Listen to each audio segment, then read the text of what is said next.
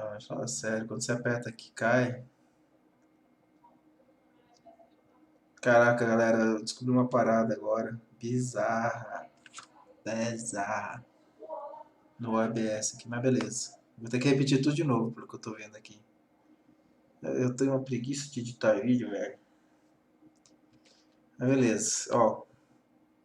O cara aqui é o Saratrix. O cara lá que é tipo assim, o capitalismo é Matrix, onde as pessoas estão sendo controladas, né? Você tem que sair da Matrix, assim, pra ir pra Zion, lá naquela pobreza e ficar dançando lá. Tipo, a vida é muito melhor, né? Porra. Você tá pobre, mas tá se divertindo lá nas baladas de Zion, né? Beleza, ele vai contra-argumentar o todo imposto é roubo dos libertários aqui.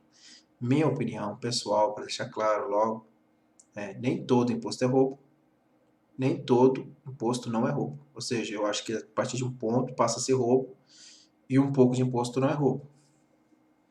Eu vou fazer um vídeo mais tarde falando da minha opinião, esclarecendo mais a minha opinião sobre isso, já que está tendo uma briguinha aí entre libertários e liberais de novo. Aí. Então vamos aqui para o nosso amigo Cybermatrix. E aí galera, estamos com mais um Saia da Matrix na área. Hoje, gente, eu vou falar de uma coisa que eu já falei aqui no canal, mas é um vídeo antigo e ficou longo, e na verdade eu usei um vocabulário, uma maneira de argumentar, onde eu superestimei o público que eu deveria Dando uma acelerada, né, galera? Por vários motivos aí, inclusive de copyright. Se esse cara quiser me dar um strike, já que esses caras adoram debate, né? estar enviando aquela mensagem. Pois é, você já deve ter escutado aqui na internet a expressão imposto é roubo. Para quem não vive o submundo da internet, essa expressão por si só parece um absurdo. Porém, o argumento base é, ora, o Estado vem e pega algo que é meu sem o meu consentimento, então isso é roubo. Então isso é tratado por uma criançada aqui da internet, e alguns nem tão crianças assim, mas que se Deu uma zoadinha, né? comportam como crianças, pelo menos quanto à forma de tentar entender o capitalismo, como roubo. E o argumento base é isso aí mesmo. Tipo, Comportam como criança na forma de entender o capitalismo.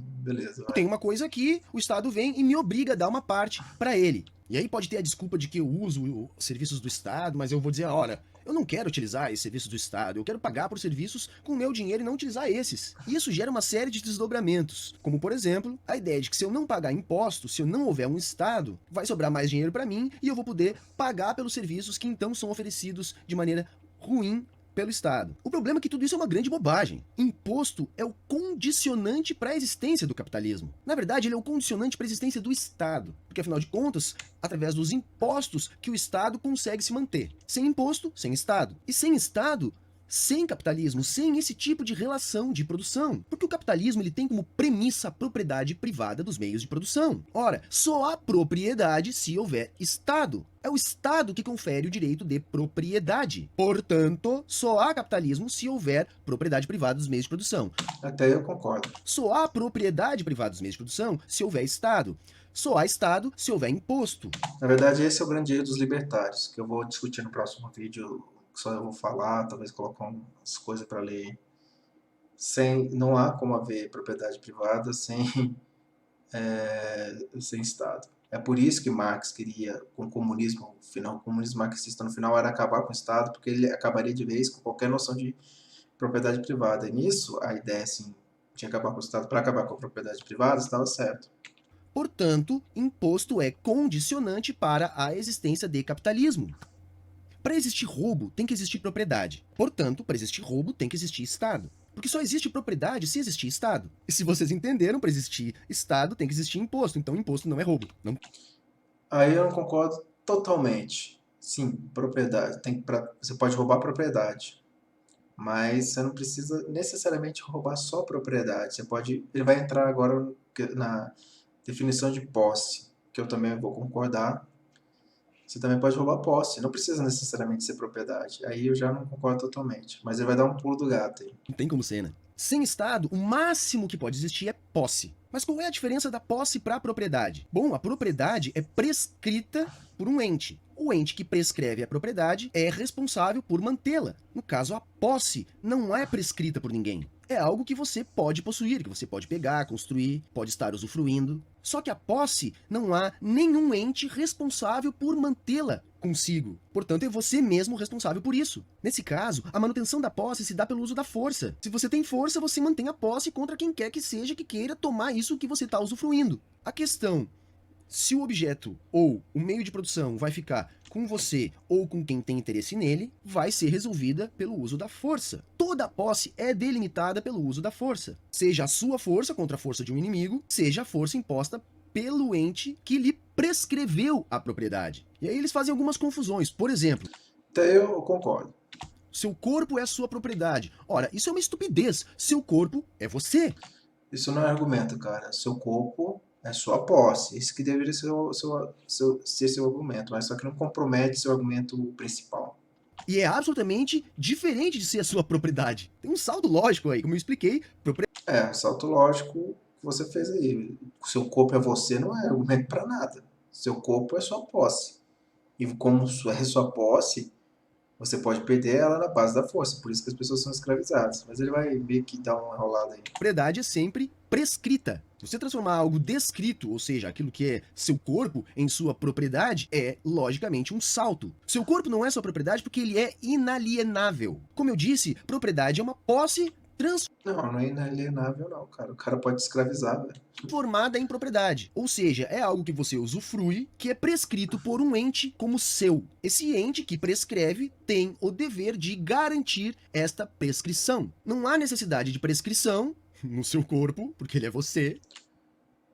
Cara, realmente, você não vai ter prescrição do seu corpo, mas você pode ser escravizado de forma que você seja, tipo assim, seu corpo seja usado por outra pessoa do jeito que ela quiser. De uma certa forma, é como se perdesse a posse do seu corpo, né? Se você não consegue, pela força, manter-se livre, você perdeu a posse das suas ações. Porque suas ações agora vão ser mandadas por outra pessoa, não mais por você. E ele não é uma posse, porque ele não pode ser E tem mais também, cara. Quando os índios matavam uns aos outros ali em umas guerras e pegavam os índios de outra tribo, que perderam, né? Eles comiam o cara, velho. O cara foi transformado em comida, velho. Então esse negócio aí de tudo bem, o corpo não é sua propriedade, mas é sua posse. E você pode perder a posse, inclusive virar comida, velho. tomado de você. Por exemplo, se alguém te escraviza, não quer dizer que essa pessoa tomou seu corpo, quer dizer que essa pessoa usou a força para lhe obrigar a fazer alguma coisa. Não tomou seu corpo? Tá, mas não tomou como assim? Tomou seu corpo? Ele tomou você de uma certa forma, velho. Portanto, Aí você errou, cara, desculpa. Aí esse seu argumento falhou aí. não existe propriedade natural. Sim, não existe propriedade natural, mas existe posse natural. Propriedade é sempre prescrito. Natural pode ser no máximo posse, algo que você extraiu da natureza, manipulou e que está consigo. Porém, a manutenção dessa posse só pode ser dada através da força. O Estado, então, garante a propriedade, porque ele a prescreve e a garante. Por isso, a necessidade do Estado ter o monopólio do uso da força. Então não adianta vir com aquele papinho absurdo de dizer, não, vão haver cartórios privados que vão prescrever o direito de propriedade. Eu posso contratar o que eu quiser. Sim, amiguinhos, aí eu contrato um que diz que é meu, você contrata um que diz que é seu, e nós vamos resolver isso na base da porrada. Porque você vai dizer, eu vou contratar a minha empresa de segurança, aí eu digo, eu vou contratar a minha e nós vamos resolver na base da porrada. Não interessa para onde se leve essa discussão, sempre vai ser resolvido na base da porrada, ou vai ser realizado um acordo. Porém, se as forças dominantes na sociedade realizarem um acordo, estarão realizando aquilo que nós chamamos de pacto social ou contrato social. Ou seja, os grupos economicamente dominantes organizam uma superestrutura jurídica e de produção a fim de manter os Superestrutura de produção é boa, né? seus interesses. A atual configuração do Estado foi configurada pelas forças dominantes do capital. Por isso, o Estado atual que existe é o Estado configurado para a existência do capitalismo. Por isso, ele garante a propriedade privada. Agora ele vai entrar na parte socialista do argumento dele. Cara, ninguém sentou uma mesa para discutir como é que vai ser o Estado. Isso aí foi naturalmente capitalismo. Deixa claro, capitalismo não é uma forma meio errada, um termo errado para falar que a gente entrou na era industrial. Com a entrada da era industrial, muitas relações mudam, porque muda a estrutura de várias coisas, a estrutura de produção, por exemplo. E a estrutura de produção muda é a forma como a riqueza é distribuída na sociedade. Por exemplo, a nobreza, que era totalmente improdutiva, perde completamente a força e emerge a classe que produz, que seria a industrial, né? E a classe trabalhadora também emerge, ganha mais força e vai ganhar ainda mais força com o tempo, porque ela também faz parte dessa, desse esquema de produção. Dos meios de produção e as relações capitalistas de produção. Portanto, amiguinhos, sem esse Estado, sem capitalismo. Cara, você. Tá. E por que quem faz o acordo é sempre os economicamente dominantes? Bom, economicamente dominantes são aquelas pessoas que dispõem dos recursos materiais para ter poder de força. E aí, essas pessoas já têm que ter outros contratos sociais com outras pessoas que se utilizam da estrutura dessa para ter tal poder e assim ter alguma estabilidade na sua vida. Por isso que a analogia do anarcocapitalismo com o feudalismo funciona muito bem, porque quando se destituíram completamente as estruturas dos estados que haviam organizado a superestrutura jurídica e de monopólio do uso da força, se desconfiguraram por completo. Aqueles senhores que tinham a riqueza material, ou seja, a terra, os meios de produção da época, conseguiram utilizar isso como meio de barganha com outras pessoas que se utilizaram dessas terras como uma espécie de classe que ficava entre o senhor das terras e os servos, constituindo uma nobreza que tinha alguns privilégios concedidos pelo senhor da terra em troca de garantir a segurança dessa terra. O que é garantir a segurança dessa terra? Garantir, através da força, essa propriedade. Quando este senhor conseguiu um meio de garantir através da força esta propriedade, ele conseguiu outros indivíduos mais fracos na tentativa de buscar os recursos materiais para sua subsistência, conseguiu um contrato, ou seja, um acordo. Esses indivíduos aceitavam trabalhar para este senhor que dispunha desta força material que impunha. Na verdade, não é bem assim que se funcionou, não, cara. É o seguinte: um grupo de pessoas está em algum lugar, alguém se dispõe a proteger esse local. Uma vez que ele se dispõe a proteger determinada área, ele passa mais ou menos a ter o monopólio da força naquela área. Sendo assim, aí tudo bem, eu concordo, ele passa a ter a posse daquela área, só que você estava invertendo. Você criou um rei antes de ter gente trabalhando no lugar.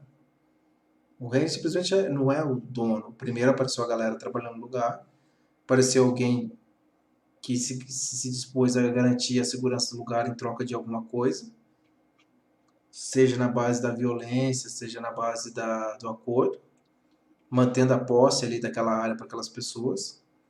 E tudo bem, aí você pode criar vínculos com outros caras que defendem outras áreas e ter um rei em comum que vai para gerar uma força ainda maior para proteger de forças ainda maiores de outras áreas. E mais ou menos assim que se criou os estados no passado. Tudo bem, você está invertendo a ordem, mas beleza. Não fere, não compromete seu argumento inicial. Essa coerção sobre esses indivíduos, a fim de subsistir a partir de um Estado organizado de forma feudal, ou seja, havia no feudalismo um contrato social, ou seja, pequenos estados. E entre eles havia um equilíbrio em função do medo da destruição mútua, exatamente como acontece hoje entre os grandes países. A questão é que pequenos estados são mais frágeis em relação a grandes estados, e foi por isso que o feudalismo acabou. É um anacronismo comparar a ideia do anarcocapitalismo ao feudalismo, é apenas um exemplo ilustrativo para demonstrar o que eu falei aqui no vídeo. Sempre os detentores do poder material, dos recursos materiais necessários à subsistência humana, serão os economicamente dominantes. E é de um acordo dos economicamente dominantes que nasce o Estado. E se você entendeu o vídeo, o Estado capitalista nasceu a partir de um acordo entre os capitalistas. Essa parte é completamente desnecessária, velho. As revoluções burguesas demarcaram isso. Foi um momento onde os capitalistas, já consolidados como economicamente dominantes no antigo regime, exigiram configurar o Estado a fim de atender os seus negócios, ou seja, a fim de atender à estrutura de manutenção do capitalismo. Portanto, amiguinhos, PNA é o da sua mãe. PNA, o quê? Que se houver acordo, houve um contrato social. Essa metáfora que os amiguinhos ANCAPs não conseguem entender. Se há acordo, há Estado. E o Estado que está aí é o Estado criado para funcionar o modo capitalista de produção. Tá ok, moça? A questão é a seguinte: você falou que só pode haver roubo de propriedade. Você errou aí, cara. Pode haver roubo de posse. Você tá com uma coisa na mão, você acha uma coisa na rua.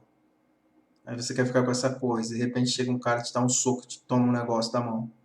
Tu te roubou tua posse. Ele não é propriedade sua, mas está na sua posse. E por aí vai, cara. Então, falar que não existe roubo só porque não existe roubo de propriedade, você deu um pulinho, cara. Também pode haver roubo de posse. E aí, teu argumento falha, né? Porque você disse que só pode haver roubo de propriedade, então pode haver roubo de posse também, ué. Roubo é roubo, cara. Isso pode ser entendido. Um cara tomar uma coisa que está sob o seu poder, mesmo que o Estado não tenha prescrevido aquilo formalmente para você, é uma forma de roubo do mesmo jeito. Isso não passa o rodo no argumento dos libertários. Mas você tá na linha, cara. E tem mais, cara. Eu falo até o seguinte: dos esquerdistas até agora que eu vi aqui, você é o cara que consegue manter um argumento, sabe falar, sabe fazer uma linha de pensamento coerente.